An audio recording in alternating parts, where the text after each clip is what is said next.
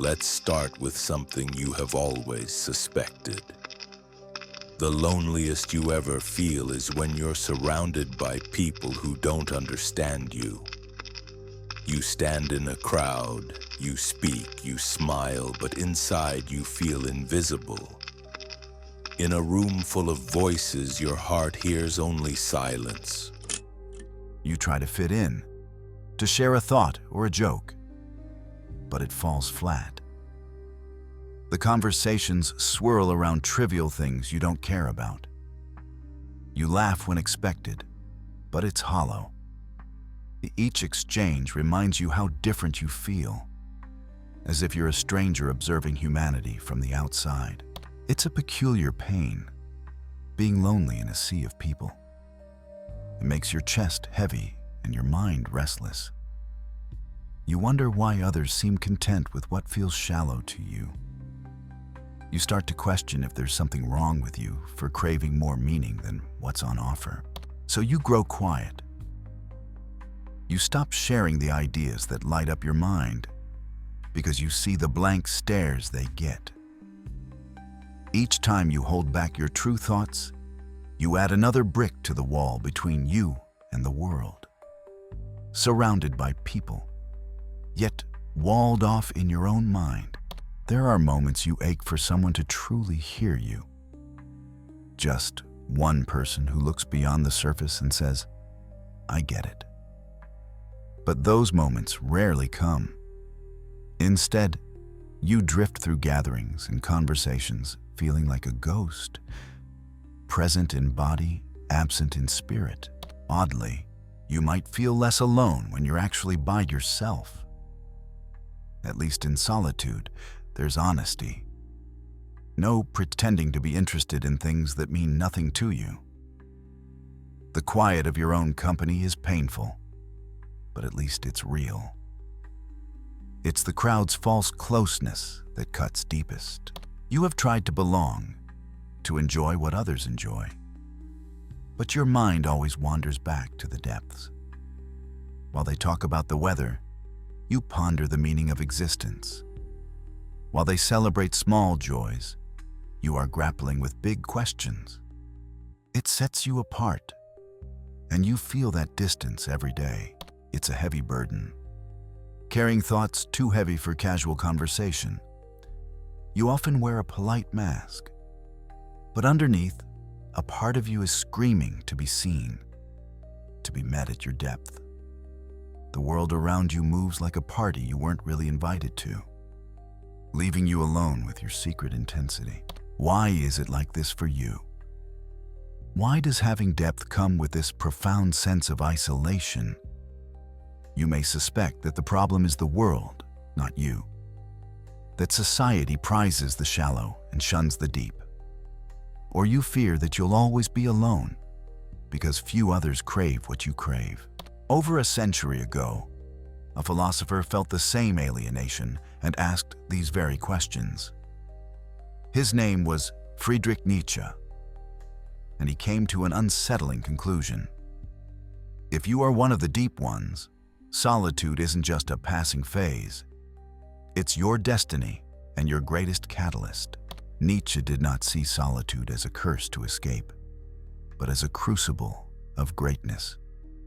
In the loneliness that you dread, he saw the forge of the spirit. He believed that only by enduring the fires of isolation can you temper your mind into something steel strong and truly your own. For Nietzsche, creativity and authenticity bloomed away from the crowd. A mind needs space to stretch its thoughts to the horizon. When you're constantly surrounded by others' voices, your own voice grows faint. But in solitude, that voice can rise strong and strange, unhindered by the chorus of the commonplace. He spoke of the herd, the comfortable many who stick together and follow convention. To break away from the herd is frightening, because you step into unknown territory alone. But Nietzsche argued that the greatest ideas, the boldest truths, come from those willing to stray into solitude, far from the safety of the herd. Think of it. Every groundbreaking thinker or artist spent long hours alone, wrestling with ideas no one else understood. Nietzsche knew this pattern. He spent his days hiking in the mountains, alone with notebooks and enormous questions. In those high, silent places, he realized that the path to wisdom is often a solitary one. Solitude strips away the trivial. When you're by yourself, there's no need to wear a social mask. You can't help but face your genuine self. Nietzsche saw that as an opportunity. Only by standing apart from others can you become who you truly are, instead of an echo of the crowd. Of course, solitude is not comfortable. It can feel like exile. Nietzsche was painfully aware of that. But he believed that the person you become in that exile is stronger, wiser, and more creative.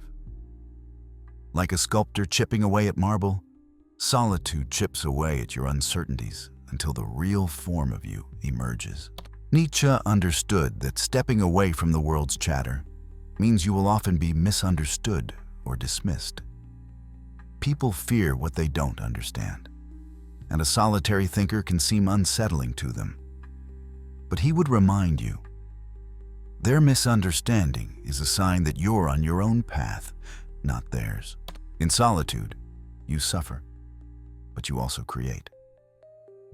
In the quiet void, you have nothing to rely on but your own mind, and so it expands. Nietzsche saw solitude as the price of admission to the heights of human potential. Yes, you stand alone on that peak, but the view is breathtaking. That willingness to stand alone, Nietzsche thought, was the mark of a higher kind of person. Choosing solitude when others cling together means you're not bound by what is ordinary. It shows you hunger for truth, even when it's bitter. This, to Nietzsche, is the sign of someone forging their own path. So Nietzsche gives meaning to your loneliness. It's the crucible of your transformation. But how do you actually transform that cold, painful loneliness into strength? To answer that, we must look at what changes within you when you brave the silence. In the beginning, solitude feels like a desolate wasteland. You may sit in a quiet room and feel the ache of emptiness. No one is there to distract you from the doubts creeping in. The loneliness feels like it will crush you in its cold embrace. You might reach for your phone, the internet, anything to fill the silence. Anything to remind yourself that you exist, that someone cares. This is the hardest part, resisting the urge to flee your own company. Nietzsche would say this is your trial by fire, facing the temptation to escape yourself. But if you endure that first onslaught of emptiness, something subtle begins to shift. The silence that was once terrifying starts to feel different. What was pure loneliness begins to reveal a new face. You find that after the tears and turmoil, there is a strange peace that follows. In that quiet aftermath of loneliness, you find yourself still standing. The world didn't end. You are alone, but alive, and your mind starts to wander freely. With no one else around, you begin to listen to the whispers within you. Those whispers grow bolder when they're not drowned out by outside noise. You realize you can think and feel without anyone's permission. The thoughts that felt too weird or deep to share, you now explore openly in your own head. You argue with yourself, you question everything, and there's no one to stop you or judge you. In this dialogue with your soul, you start to find clarity. The loneliness that was a chain on your mood becomes a pair of wings for your mind. You begin to cherish these solitary moments because they are yours entirely. In solitude, your time, your thoughts, your decisions, all of it is yours. That realization tastes like freedom. Slowly, you become more confident in standing on your own. You notice that you're not as afraid of being different or alone. What once made you feel weak now feels like a source of strength. This is the empowerment born from loneliness, the discovery that your worth isn't defined by others. This is what Nietzsche admired, the ability to turn suffering into strength. He believed that adversity, including the agony of loneliness, could forge excellence. Remember, what does not kill me makes me stronger, was his blunt maxim. The loneliness didn't kill you. Instead, it taught you that you can survive, even thrive, on your own. Alone, you have confronted despair and did not break. This realization is powerful. You find that you need less from others than you thought. Your solitude becomes less of a prison and more of a choice. You start to see loneliness not as your enemy, but as an old teacher in disguise. By transforming loneliness into empowerment, you've lit a flame inside that doesn't depend on anyone else. This is the beginning of true self-reliance. You are no longer begging for the world's approval. You are standing on your own, guided by an inner compass. Nietzsche would say you are on your way to becoming a free spirit. To Nietzsche, a free spirit meant an individual who has liberated themselves from the common values and opinions of society. Imagine a person who thinks with complete honesty, unafraid of how unsettling their conclusions might be. This free spirit stands on a mental island, self-reliant and unconstrained. You become such a free spirit by severing the need for approval. It's waking up one day and realizing that the crowd has no idea who you really are, and that's okay. You stop measuring yourself by anyone else's yardstick. Your victories are yours, even if no one claps. Your truths are yours, even if no one nods along. But society doesn't let go easily. The moment you start drifting away, it reaches out with grasping hands. It will call you arrogant, crazy, or wrong for leaving its norms. It tries to pull you back into the herd, into the comfortable sameness. This is where your self-reliance will be tested most. When you voice a thought that defies what everyone else believes, you might be met with blank stares or hostility. That's when you truly stand alone. Nietzsche knew this feeling well. He challenged the most sacred beliefs of his time and was met with outrage and isolation, but he persisted in his own truth. In his life, Nietzsche paid the price for his independence. He lost friends. His work was misunderstood and mocked by many. He walked the path of a free spirit to the end, even as it led him into madness. His story is a caution and an inspiration. The more you insist on being yourself, the more you will stand apart. Your journey toward philosophical self-reliance might not be as tragic or extreme, but the essence is the same. Each time you choose your own understanding over the comfort of consensus, you step further into your own territory. It can be disorienting, like wandering off a well-trod path into a dark forest with only your inner light to guide you. It is here that your integrity is tested. Will you trust your own mind, even when it contradicts everyone around you? Will you hold on to your convictions, even when they make you an outsider? Nietzsche's free spirit says yes. It takes a certain courage to say, I will not betray what I know to be true, just to fit in. Choosing growth over social validation means you often walk alone. While others take the easy road of acceptance, you climb the steeper trail of self-discovery. It's quieter up there. You have only your thoughts for company and the occasional doubt nipping at your heels, but you also have a wider view that the valley dwellers never see. Every time you refuse to conform, your sense of self becomes sharper. You start to enjoy the clarity that comes with independence. Your beliefs, your values, your passions, they become more vivid, when they aren't constantly watered down by everyone else's input. Alone, you can finally hear yourself think, and it turns out you have a lot to say. There is a quiet triumph in this life. It's not the loud victory of applause, but a private victory of the soul. You realize you can lose the world and gain yourself. That trade, painful as it is, begins to feel worth it. In that realization, the free spirit in you stands tall, unshaken by the winds of opinion. Yet even as you stand tall, the solitude remains. In quiet moments, that heaviness on your heart returns. The truth is, no matter how strong you become, the longing for understanding doesn't vanish completely. There are nights when you question your choices, when you wish the path of the free spirit wasn't so damned lonely.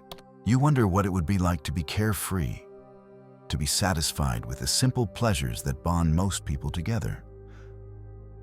You question if you're sacrificing too much. The laughter of friends at a casual gathering, the ease of belonging. They haunt you like a distant song you can hear but not join. Sometimes you ask yourself, is it worth it? After all, you are human. Humans are social creatures to the core. Even the deepest mind cannot fully erase the instinct to seek company, to share, to be seen. So the pain of separation is real, and it bites deep at times. Choosing solitude doesn't mean you become immune to loneliness. It means you carry it and still choose your path. Nietzsche knew loneliness not just as an idea, but in his bones. He wrote of feeling alone and misunderstood in life, of having only a handful of true friends who eventually drifted away. In the end, even his brilliant mind buckled under the weight of isolation and illness. He paid dearly for walking his own way. And yet, Nietzsche never lamented choosing the high path. He often used the image of a mountain climb. The higher you climb, the fewer companions you find, but the broader the horizon becomes. Most people stay in the comfortable plains. The philosopher climbs for a clearer view, even if he must climb alone. So what is the reward for all this loneliness? It is insight. It is the understanding that pierces through the fog of consensus. On that mountaintop of solitude, you see truths that remain hidden below. You see yourself honestly, your weaknesses, your strengths, because nothing is obscuring the view. That kind of self-knowledge is rare and precious. In solitude, your creativity can flourish without permission. The art or ideas that felt too out of place in the crowd find room to grow. You may create something beautiful or profound precisely because you had the silence to hear your own inspiration. And authenticity becomes your default state. You have no one left to impress, only the truth to express. It is a paradox that the very thing causing you pain is also your source of growth. Your loneliness has driven you to introspection, and introspection has shown you truths that comfort never could. Solitude broke parts of you, yes, but those cracks allowed your inner light to spill forth. In suffering, you found meaning. This path is certainly not for everyone. Many people will never choose it, and there's no judgment in that. It is harsh and demanding to walk alone. There are thorns that cut and ghosts of doubt at every turn. But if your mind is one of those restless, deep ones, you will find yourself drawn to this lonely road regardless. And so, here you are, walking this road with a heavy heart and shining eyes. You carry the burden and the beauty of solitude, fully aware that it sets you apart. This path was never a whim. It was a necessity for a truth seeker like you. This is why the deepest minds choose solitude. Not because it is easy, but because it is true.